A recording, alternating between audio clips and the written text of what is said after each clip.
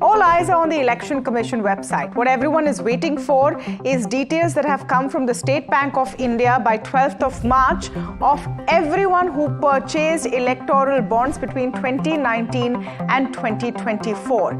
And these details will hit the Election Commission's website by the end of 15th March, 5 p.m. That's the outer deadline. So what are we going to see? We're going to see details of 22,217 bonds which were sold between 1st April 2019 and 15th Feb 2024. What we know is that of all of these bonds, 22,030 were redeemed. 187 bonds were not redeemed. So imagine there are 187 bonds that someone bought which were not delivered to any political party. These bonds have now been deposited in the Prime Minister's Relief Fund. And the deadline, of course, for all of this to be up is March 15. Now, what do we already know? We already know which party received how much money from electoral bonds, and how we know this is through the petition which was made at the Supreme Court by the petitioner and an organization called the ADR that tracks electoral funding. So they have taken all the affidavits from the Election Commission, gone through it to understand which party got how much from electoral bonds. That's in the public domain. Let me quickly go through that because that's interesting. That data is from between 2017-18 to 2022-23. And as per this, BJP got 6,555 crore rupees from electoral bonds. That's 55% of the total contribution through bonds in this time.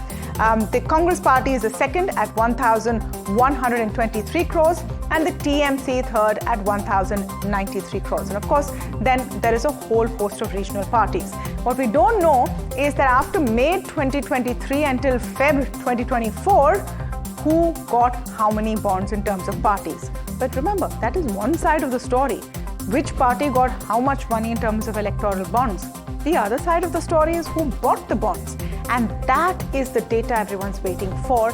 What it will reveal is the date of purchase of each electoral bonds over the last 5 years, the name of the purchaser, and the denomination of the electoral bond, which is in which bracket those bonds come. That's all great. What the data will not reveal, and what really is what everyone wants to know, is who gave whom the bond. So you will not know which corporate donated to which party. The quantum and timing of the bonds will also not be known, and it's likely you don't even know who the original contributor is, because remember, the rules of these bonds were that any company, big, small, of any size, even if it's loss-making, can buy an electoral bond. That means this company, which name you will see on the EC website, could well be a front or a shell company. At the end of the day, if the whole purpose was to blow the cover of anonymity from corporate political donations, that may not yet be served after you see all of that information on the Election Commission website.